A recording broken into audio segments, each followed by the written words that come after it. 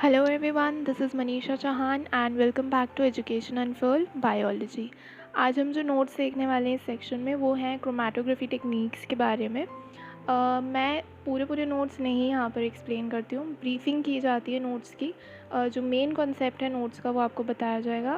And पहले भी videos में मैंने ये बताया है कि अगर आपको इन नोट्स के पीडीएफ्स चाहिए तो आप हमें टेलीग्राम पे फॉलो कर सकते हैं। टेलीग्राम चैनल का जो लिंक है वो हमने नीचे डिस्क्रिप्शन में अवेलेबल कराया हुआ है, वहाँ से हमें टेलीग्राम चैनल पर फॉलो कर सकते हैं, सब्सक्राइब कर सकते हैं एंड वहाँ पे आपको सारे नोट्स के पीडीएफ्स जो हैं वो वीडियो अपलोड करने के 10 दिन बाद आपको मिल जाएंगे।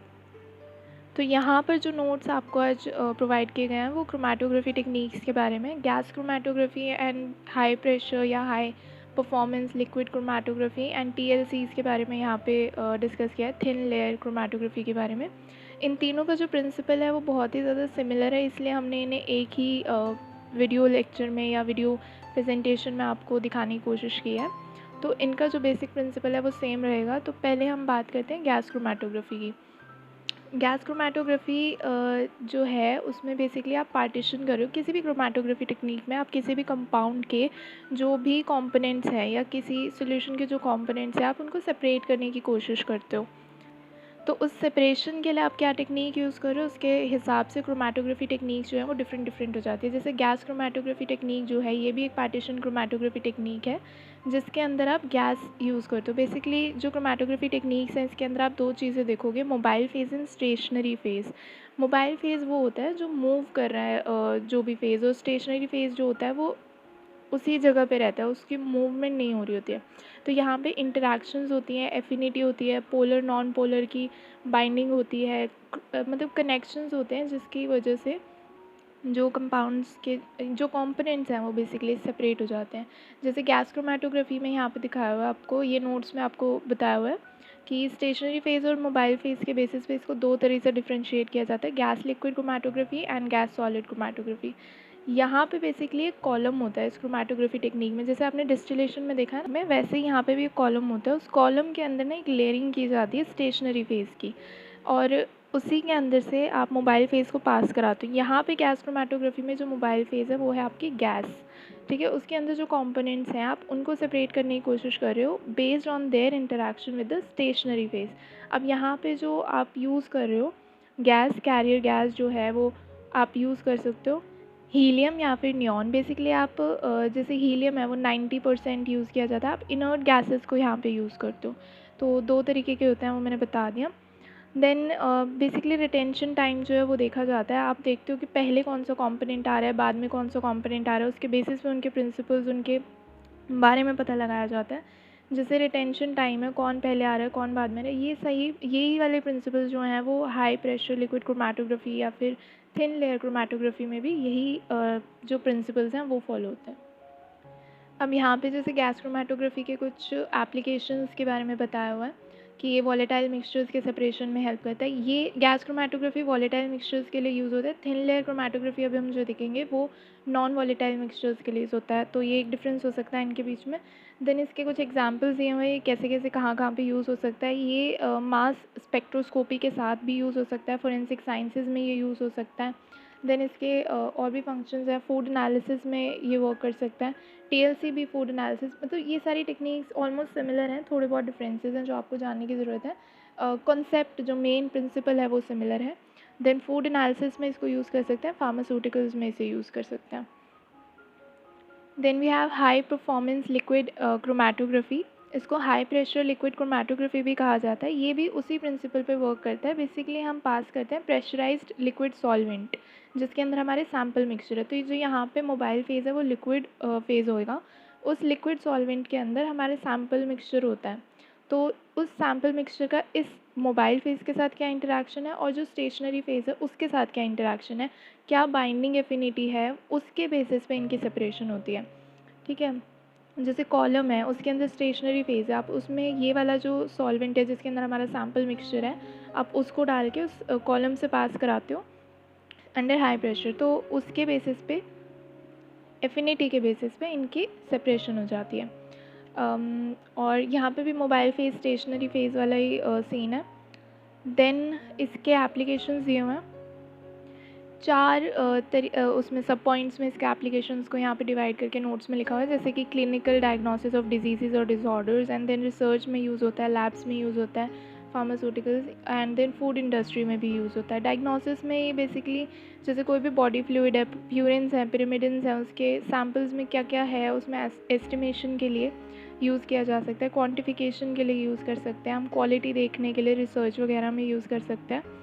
और देन प्लांट्स के कुछ कॉन्स्टिट्यूएंट्स ऐसे होते हैं जो मुश्किल ही होता है कि किसी और एनालिसिस से वो सेपरेट हो जाए या डिटरमिन हो जाए, उसके लिए हम HPLC यानी हाई प्रेशर या high performance liquid chromatography use कर सकते हैं।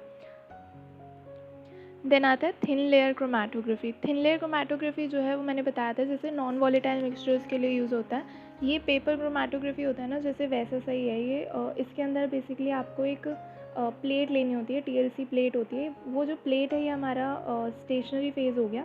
इसके ऊपर जिस चीज़ से ये प्लेट बनी है वो हमारा स्टेशनरी फेज़ की तरह काम करेगा। जैसे कि ये सिलिका की बनी हो सकती है, कोई भी इनर्ट मटेरियल इसमें हम कोटिंग कर सकते हैं, एल्यूमिनियम फॉयल जिससे होता है।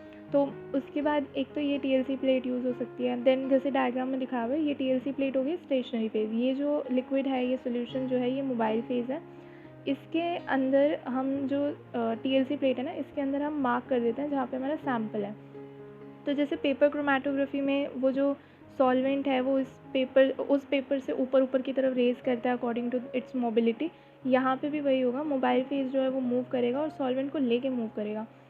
तो यहाँ पे इसको थिन लेयर क्रोमेटोग्राफी इसलिए कहा जाता है क्योंकि जो मोबाइल फेज़ जो स्टेशनरी फेज़ है वो बहुत ही थिन होता है, तो वो मोबाइल फेज़ को एब्जॉर्ब ना कर जाए। अगर मान लो थिक है तो वो मोबाइल फेज़ को एब्जॉर्ब कर जाएगा, तो वो नहीं हमें चाहिए। देन अगर मान लो कि मोबाइल फेज़ जो है वो नॉन पोलर है और जो हमारा स्टेशनरी फेज़ है वो पोलर है, तो इनमें रिपल करेंगे, एक दूसरे को रिपल्शन होगी, जिसकी वजह से जो मोबाइल फेज़ है वो मूवमेंट शो करेगा इससे TLC प्लेट से, है ना। तो इसी वजह से मोबाइल फेज़ को हम नॉन पोलर रखते हैं, स्टेशनरी फेज़ को हम पोलर रखते हैं। जैसे सिलिका पोलर है तो उस हिसाब से इनको यूज़ किया जाता है। तो कुछ जो हैं सॉल्वेंट के अंदर के जो सोल्यूट्स हैं वो कुछ बहुत ज़्यादा माइग्रेट कर जाएंगे, कुछ पीछे रह जाएंगे और उनकी सेपरेशन हो जाएगी। फिर इसके बाद जब ये सेपरेट हो गए हैं एक बारी, तो हम इनको देखते हैं, इनको डिटेक्ट करते हैं कि कौन कहाँ पे गया। अच्छा, एक चीज़ और इसमें कैपिलरी एक्शन यूज़ हो रहा है, जैसे कि पेपर क्रोमेटोग्राफी में होता है, वो भी यहाँ पे दिया हुआ है। टर्मिनेट कैसे करते हैं, जैसे आपने ले ली वो प्लेट जो है, निकाल ली, उसको ड्राई कर लिया, आप इसकी फ़िल्म डेवलप करोगे। बेसिकली आप इस पर UV रेज़ की प्रोजेक्शन करोगे और फिर इसको फोस्फर से इसको ट्रीट करोगे, एंड देन उस पर जो स्पॉट्स जहाँ जहाँ भी आपका जो सोल्यूट है वो प्रेजेंट है वो एब्जॉर्ब कर लेगा लाइट को, और वो आपको स्पॉट्स दिखा देगा। यहाँ पे जो फॉर्मूला दिया हुआ है ये बेसिकली इसका रिटार्डेशन फैक्टर का फॉर्मूला है। जो भी स्पॉट जो आप देख रहे हो जिसका रिटार्डेशन फैक्टर आप निकालना चाह रहे हो, वो स्पॉट का डिस्टेंस जो उसने ट्रैवल किया है और पूरा का पूरा डिस्टेंस जो सॉल्वेंट ने ट्रैवल किया वो आएगा। अगर मान लो कि जो सैम्पल हमारा है जिसका हम पता लगाने की कोशिश कर रहे हैं, कंपोनेंट सेपरेट कर रहे हैं, तो उस सैम्पल का अगर स्ट्रक्चर स्टेशनरी फेज से सिमिलर है तो फिर कम आएगी RF की वैल्यू। अगर उसका स्ट्रक्चर मोबाइल फेज से सिमिलर है तो RF की वैल्यू ज़्यादा आएगी, क्योंकि वो ज़्यादा मूवमेंट शो करेगा अगर मोबाइल फेज से सिमिलर है, क्योंकि मोबाइल फेज जो है वो स्टेशनरी फेज को रिपेल कर रहा है ना। तो ये था थिन लेयर क्रोमेटोग्राफी। फिर इसकी एप्लीकेशंस आती हैं, जैसे फार्मास्यूटिकल्स में ड्रग्स वगैरह में प्योरिटी टेस्टिंग वगैरह के लिए यूज़ होता है, क्लिनिकल में यूज़ होता है, फूड एनालिसिस हो गए एंड वगैरह वगैरह जो इसके हैं। देन HPTLC है, ये भी एक टेक्निक है जो यूज़ होती है। देन रिएक्शन के एग्जामिनेशन में कैसे यूज़ हो रहा है, देन क्वान्टिटेटिव एनालिसिस में कैसे यूज़ हो रहा है, वो सारा दिया हुआ है यहाँ पे।